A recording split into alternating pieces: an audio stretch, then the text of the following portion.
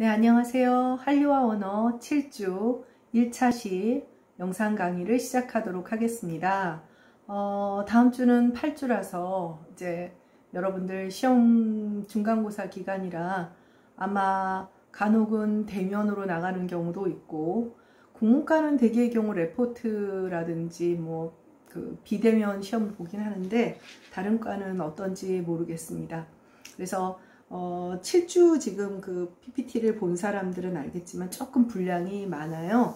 그래서 그 8주에 녹화 영상이 올라가지 않고 여러분들이 이제 다른 과목 시험도 보고, 그리고 그 선생님 그 중간 한류 언어 중간 과제도 4월 말까지 제출해야 되니까 요번 주에 조금 약간 좀 진도를 빨리 나가 보도록 하겠습니다.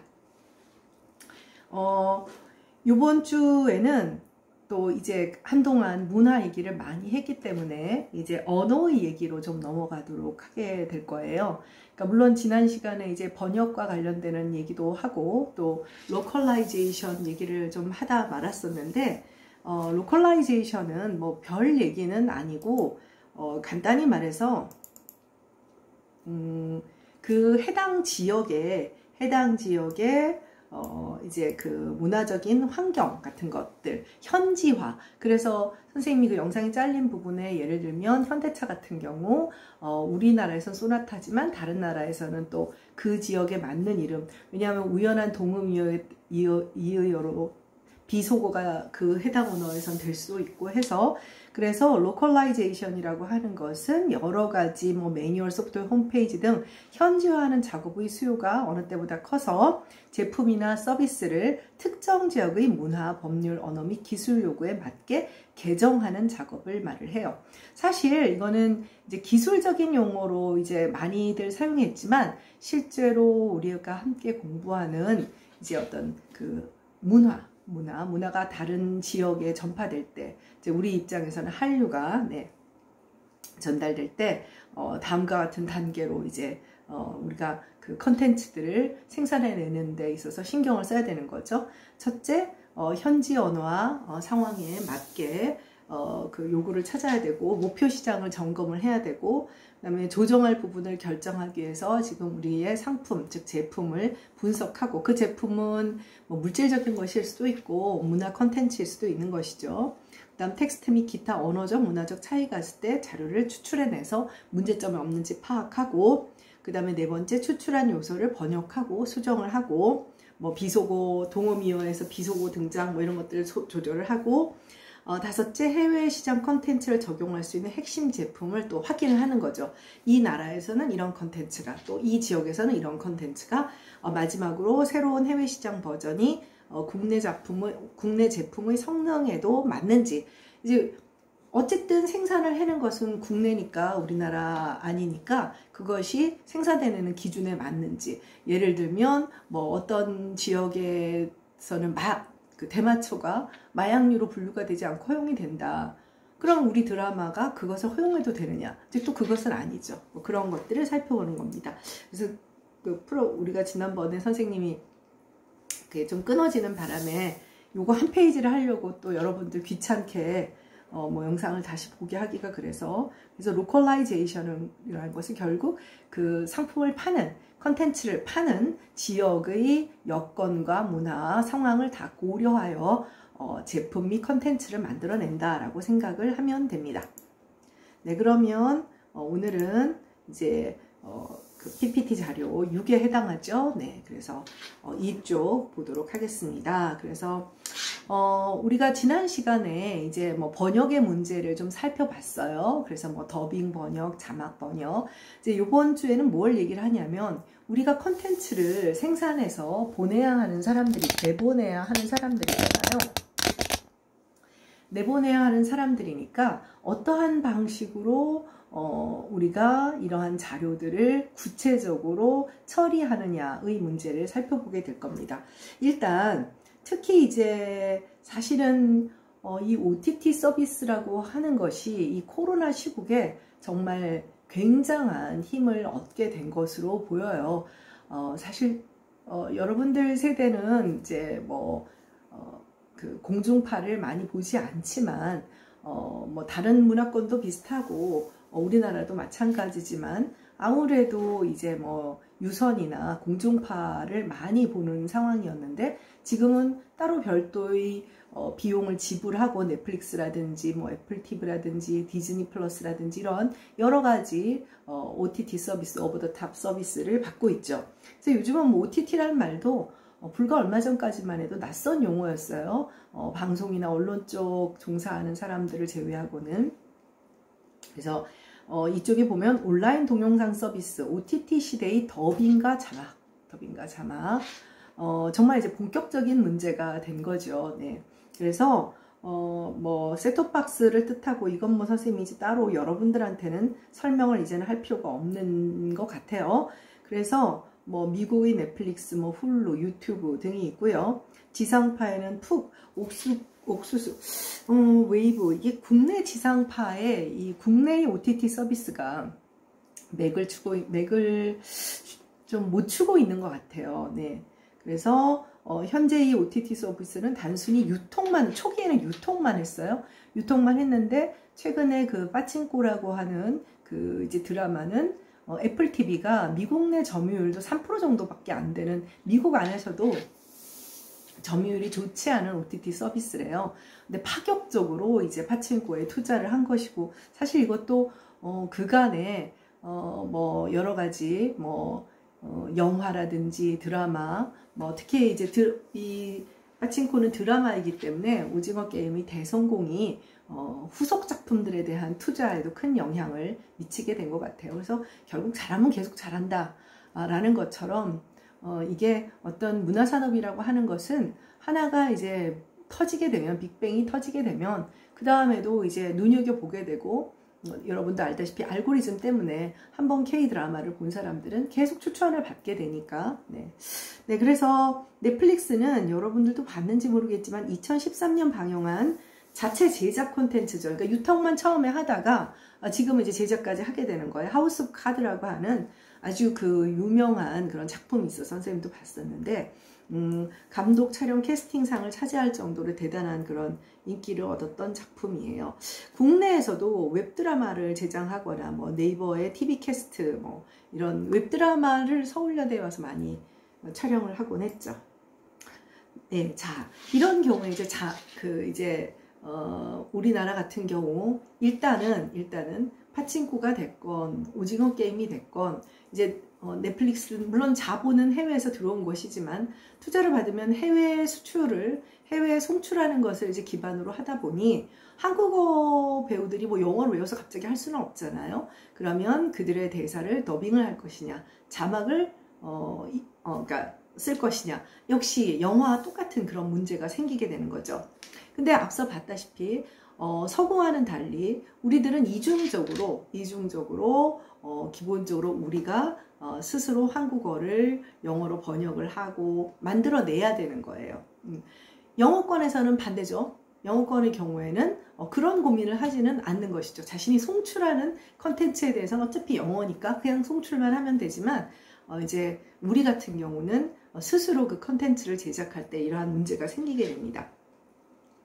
요즘이야 뭐 한류 컨텐츠들을 많이 봐주니까 그렇지만, 예전에는 그래서 특히 이제 더빙을 참 많이 했고, 더빙 성우라고 해서 지난번에도 아마 그 여러분들 우리나라의 대중문화 얘기할 때 70년대에 동양방송, 지금의 JTBC의 전신인 TBC의 많은 탤런트들이나 그다음 공채 탤런트와 공채 성우들이 KBS로 합류됐어요. 그때 성우들이 누구냐면 대표적인 사람들로 뭐 강부자 씨라든지 지금 여러분들은 잘 모르겠네요. 지금 노역을 하고 있는 많은 그 배우들이 다 성우 출신들이 많았어요. 그러니까 이제 연기들을 다 잘하는 사람들이죠.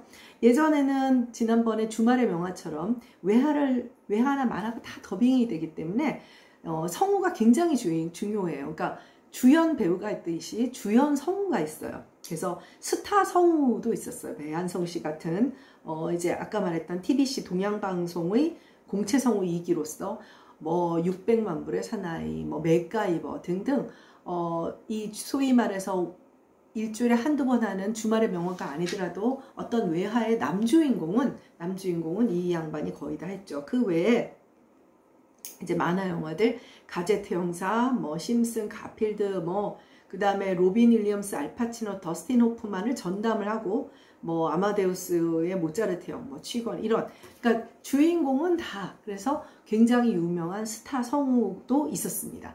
상대적으로 요즘은 이제 막 더빙이 많지 않다 보니 이제 성우들이 이제 유명 성우들은 많지 않은 것 같아요. 네, 4쪽으로 가도록 하겠습니다.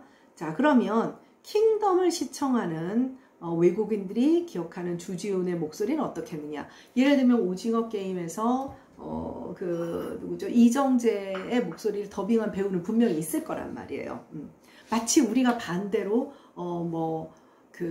외국 배우들 디카프리오의 음성을 담당한 한국인 배우가 있듯이 이제는 어느 날 이정재의 목소리를 혹은 주지훈의 목소리를 더빙하는 외국 성우가 있겠죠. 당연히 해당 국가 성우의 더빙 목소리가 됩니다.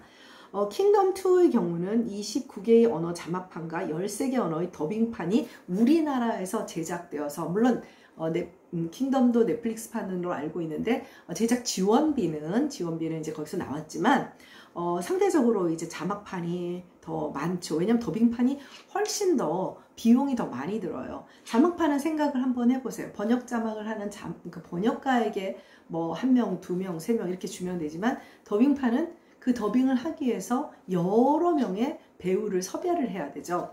우리나라 이제 상주하고 있는 외국인들, 이제 뭐 예를 들면 아랍권에 보낸다 그러면 아랍 사람들이 와서 더빙을 하게 됩니다.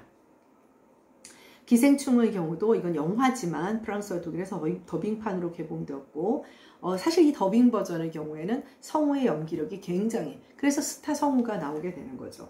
그래서 이제 외국의 경우에는 오징어 게임이나 뭐 예를 들면 기생충의 경우에 뭐 여러분들이 흔히 알고 있는 이제 뭐 비평을 하거나 뭐 하는 그런 뭐 리액션 뭐 컨텐츠라고 해야 되나요?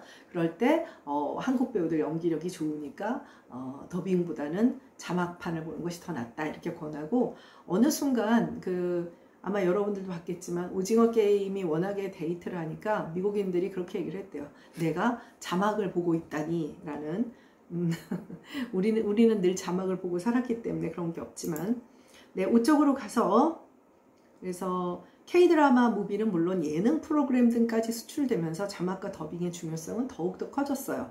그래서 한국어를 해당 외국어로 번역하는 것은 되게 수입하는 나라의 전문 업체가 맞기도 하지만, 이제 이게 규모가 커지니까 국내에서는 해당 언어의 버전으로 번역하여 수출하기도 하고, 이게 사실은 2000년대 초반에 한류 확산 정책의 일환이에요. 그러니까 처음에는 무조건 우리가 더빙과 자막을 다 맡았어요.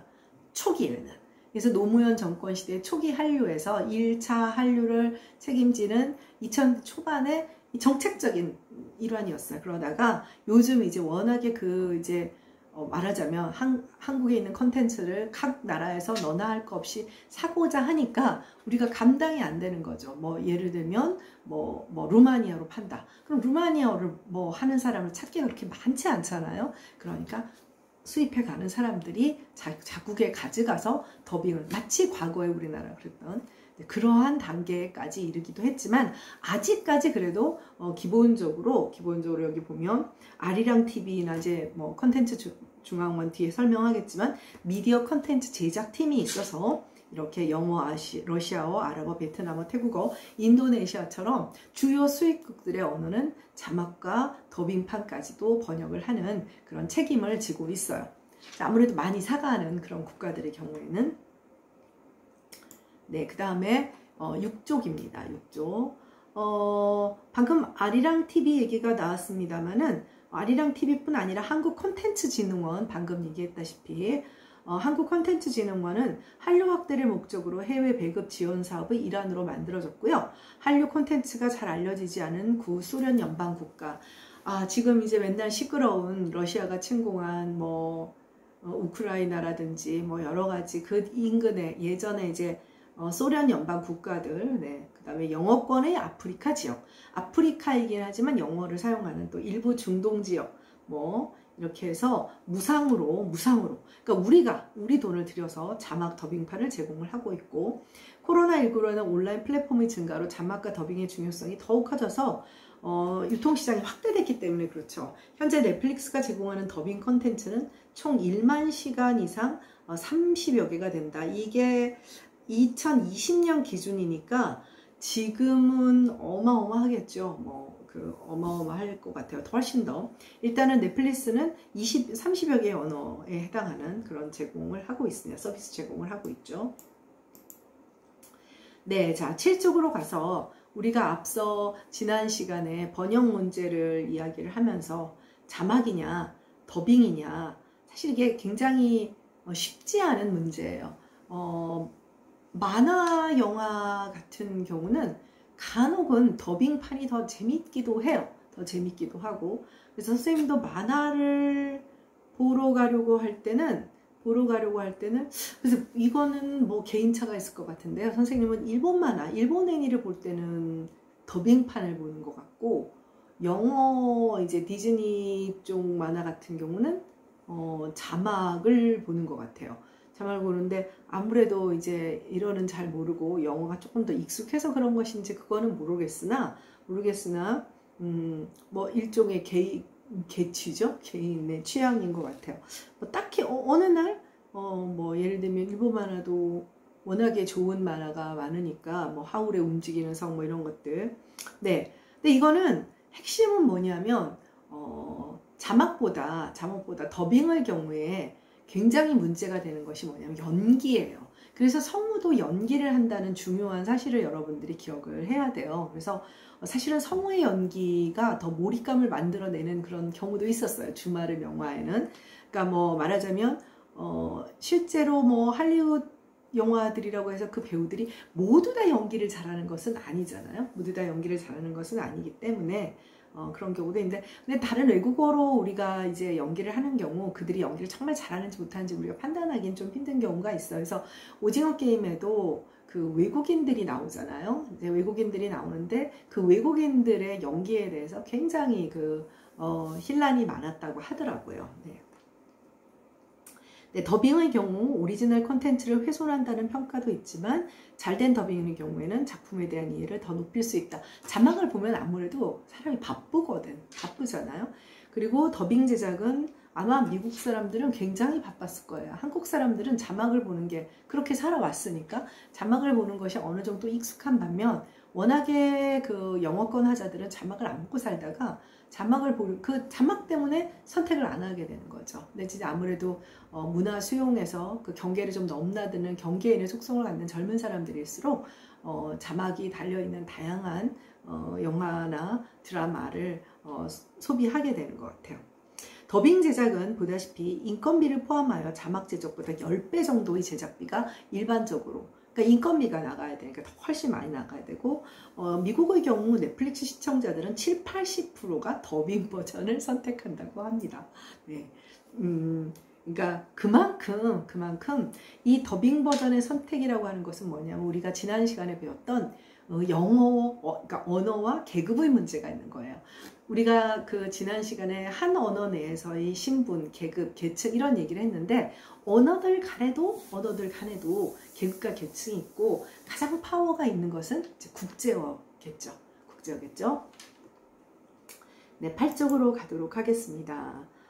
이제 컨텐츠진흥원 말고 이제 아리랑 TV, 이게 그 남부순환도로 쪽으로 가다 보면 있는데, 이 아리랑 방송을 통해서 한류에 이제 발을 들여놓게 되는 외국인들도 많죠. 그래서 원래 이 아리랑 TV는 이제 그 1997년 2월 3일 국제방송교류재단이 한국문화 종합편성 채널로 외국어로 방송을 하는 거예요. 그래서 원래는 국내 거주 외국인을 대상으로 요선 방송을 개국한 이래 1999년 한국 최초로 아시아 태평양 지역을 대상으로 해외 위성 방송을 시작을 했어요. 그래서 우리 가끔 해외 여행을 가면 한국 사람들이 많이 가는 뭐 괌이라든지 하와이라든지 뭐 요즘은 유럽 쪽 뭐 스페인에 한번 묵었을 때도 이 아리랑 TV가 나오는 걸 보고 깜짝 놀랐는데, 그게 선생님이 이거는 좀 딴 얘기지만 그 2006년 2006년에 파리를 갔어요. 제2외국어를 프랑스어를 했기 때문에 프랑스어를 사랑하는 사람으로서 파리를 갔고 2016년, 17년? 그러니까 10년도 더 된 것 같네요. 그러니까 우리 아들이 18학번인데 걔가 초등학교 2학년인데 대학생이 돼서 같이 갔던 것 같으니까 근데 그 파리를 가서 이제 파리의 인근인 베르사유라는 곳이 있죠. 지금도 거기는 뿌리를 귀족의 뿌리를 가지고 있는 그런 사람들이 모여 사는 곳이래요. 베르사유라는. 거기에서 베르사유 궁을 보러 갔는데 이제 가면 그때 뭐 하필이면 선생님이 좀 잘못 가서 두 번째 가서 이제 제대로 보게 됐는데 거울의 방도 못 보고 이제 그 가족들끼리 뭐 이제 그 패키지를 안 가서 처음에 갔을 땐 가족들끼리 셋이 갔기 때문에 이제 설명 같은 거를 좀 보고 싶잖아요. 근데 봤더니 막 일본 사람, 중국 사람 다 이렇게 이어폰을 꽂고 다니는 거예요. 지금 가면 당연히 한국어 설명하는 이어폰이 있어요. 아니 그래도 2006년 정도면 우리나라 좀 사는데 왜 없지? 왜 없지? 했는데 없었어요. 뭐가 있었느냐? 지금 선생님을 그래서 기념으로 가지고 있는데 정말 딱 앞뒤 양면 인쇄를 한 한국어로 베르사유 궁을 거울의 방이나 여러 가지 설명을 하는 양면 인쇄가 된 그야말로 칼러도 아닌 그런 이제 정말 복사육지 같은 그런 안내서가 있었어요. 그래서 선생님하고 선생님 남편도 같은 전공이기 때문에 씁쓸한 마음으로 이게 국가의 힘이구나, 이게 국력이구나, 뭐 이런 씁쓸했던 기억이 있는데 두 번째 갔을 때는 당연히 이어폰으로 설명하는 것이 있을 뿐 아니라 뭐 여러분도 알다시피 최근에 아마 이제 코로나 지나고 가면 아마 와 이렇게 한국을 하는 생각이 들 만큼 네, 진도 나갈 게 많아서 더 얘기할 수는 없고 어쨌든 초기에 이렇게 됐고 그래서 지금은 웬만한 한국 사람들이 많이 가는 그런 호텔 같은 경우에는 이 아리랑 TV가 나와요. 그래서 좀 시간이 지난 일주일 전 러닝맨이 한다든가. 네. 자, 2000년 9월에는 유럽, 아프리카, 아메리카까지 방송 권역을 확대를 했죠. 그러니까 초창기에는 보다시피 거기에 있는 교포들이라든지 그 다음에 뭐 가끔 이제 외국 여행을 가는 그런 결국은 시청자들이 한국 사람이었다라고 하는 것이 맞아요. 그런데 지금은 여러분도 알다시피 굉장히 많은 외국인들이 이 아리랑 TV를 보고 있어요. 네. 이거는 이제 이런 측면에서 그 한류를 국가의 정책 차원에서 나온 것이다. 그래서 그야말로 예술가의 자발적 의지와는 무관한 공장형이다라고 하는 말을 하는 부분이에요. 뭐 틀렸다고 할 수는 없는 것 같아요. 틀렸다고 할 수는 없지만 궁극적으로 여기에 힘입어서 그러나 상대적으로 좋은 컨텐츠들이 점점 나아가게 되니까 자발적으로 선택을 하게 된 면도 있는 것이죠. 네. 그쪽에는 한국 콘텐츠진흥원이라고 하는 데가 있습니다. 그래서 요즘 많은 이런 이제 콘텐츠진흥원 원장, 그러니까 장이 차관급 정도 되는 그런 뭐 국립국어연구원 뭐 이런 차관이 아니라 한 차관보 정도 될 거예요. 이런 이제 공기업에 해당하는 것들이죠. 뭐 이건 KOCCC이지만 코이카라고 해서 뭐 국제 교류하는 것이라든지 뭐 이런 것들은 주로 이제 지방으로 많이 이제 내려보내고 있어요. 이제 균형 개발로. 그래서 이게 보다시피 나주에 문화산업의 지능 발전을 효율적으로 지원하기 위해요. 원래 한국방송영상산업진흥원 등 5개 관련기관을 하나로 통일해서 문화체육관광부 산하의 준정부기관 위탁집행형이 뭐냐면 정부에 위탁받은 일들을 이제 수행을 하게 되는. 그래서 여기에는 지금 이게 아마 나주에 가 있는 걸로 알고 있을 거예요. 나주 혁신도시로 가 있고, 그래서 17팀 1센터, 그래서 산업정책실, 융합콘텐츠단, 콘텐츠 이용 보호센터, 네, 이런 식으로 해서 아주 구체적으로 콘텐츠를 관리하고 송출하는 그런 아주 그야말로 종합 준정부 기관이다 라고 해서 이게 굉장히 크게 만들어져 있어요. 네, 이런 방식으로 이런 방식으로 본격적으로 국가의 지원을 받아서 양질의 콘텐츠들이 그러니까 상대적으로 성출을 하기 전에 검수도 하게 되는 것이죠. 자, 이건 아랍에 가니까 이런 부분은 조심을 해야 되고, 이거는 뭐 아프리카를 가니까 뭐 인종적인 표현이나 이런 건 조심을 해야 되고, 뭐 이런 논의들. 또 이쪽은 동남아시아로 가니까 뭐 종교적인 문제를 고려해야 되고, 그래서 그런 것들을 고려해서 드라마도 선택을 하고, 또 실제적으로 또 사실은 뭐 우리가 일방적으로 파는 게 아니라 이미 그들과 이제 조율을 하게 되죠. 수입을 하는 국가들과. 네. 자, 10쪽으로 가도록 하겠습니다. 네. 자, 이제 더빙과 자막의 차원을 넘어서서 또 하나의 언어 표기의 문제, 이제 또 다른 이야기로, 그래서 아마 수업 시간에 선생님이 여러 번 로마자 표기법의 이야기를 했었는데요. 여기 보면 K-팝과 로마자 표기법 이렇게 되어서 여기에 BTS의 ON의 가사가 있습니다. 아마 이거 여러분들 굉장히 많이 봤을 거예요. 지금도 이런 시스템으로 되어 있죠. 그래서 여기 보면 여기 지금 칼라로 된 친구가 노래를 부를 때 탁 잡혀가지고 이제 이렇게 만들어지는 거죠. 아마 여러분 더 잘할 거예요. 그래서 한글로 가사가 나가고, 두 번째 줄에 보면 여기 이제 뭐 여러분들이 크기가 작은데 이 두 번째 줄이 로마자 알파벳으로 쓰였지만 로마자로 쓰인 로마자 표기법이에요. 자, 노래라고 하는 것은 기본적으로 따라 부르고 싶은 욕구가 있잖아요. 자, 예를 들면 선생님들이 어릴 때 영어 단어 잘 모르면 그거를 Once Upon a Time 한글로 받아 쓴 것처럼 이들도 자신들에게 가장 친숙한 로마자로 바꿔서 내가 좋아하는 가수의 노래를 따라 부르고 싶은 거예요. 그리고 그 밑에는 영어로 이제 그 영어권 하자들에게 이 가사의 의미를 해석해 주는 것이죠. 일본어 해석도 있고요, 중국어 해석도 있고요, 뭐 인도네시아 이런 것들이. 그런데 이것은 공적으로 만들어지는 컨텐츠가 아니죠. 여러분도 알다시피 유튜버들이 만드는 거예요. 유튜버들이. 여기 이 만든 사람은 레모링이라고 할까요? 르모링이라는 사람이고, 이 사람은 한국 사람인 것 같아요. 근데 뭐 아이디만 보고는 알 수가 없죠. 네. 어쨌든 이렇게 여기에 아주 너무나 중요하게, 그러니까 K-팝에서 로마자 표기법은 뭐냐면 한국어를 모르는 사람이 따라 부를 수 있게, 그래도 한국어와 비슷하게 따라 부를 수 있게. 그래서 요즘 K-팝에서 사용하는 방법은 뭐냐면 BTS뿐이라 누구나 다 후렴구를 영어로 많이 넣죠. 그래서 그 부분을 따라 부를 수 있게끔, 떼창을 할 수 있게끔 조절을 해주지만 사실은 모두 BTS도 해외에 본인들이 이렇게까지 뭐 큰 뭐랄까요, 그 팬들을 얻을 거라는 생각을 안 했기 때문에, 초창기에는 뭐 다 쩔어 그랬지 뭐 누가 노프라고 했나요? 네. 그렇기 때문에 이런 로마자 표기법은 굉장히 중요한 역할을 하게 됩니다. 그럼 어떻게 로마자 표기법을 하느냐? 아마 여러분들이 로마자 표기법은 들어는 보았으나 정확하게는 알고 있지 못한 부분이 많을 텐데, 실제로 굉장히 중요한 컨텐츠 표기법의 하나입니다.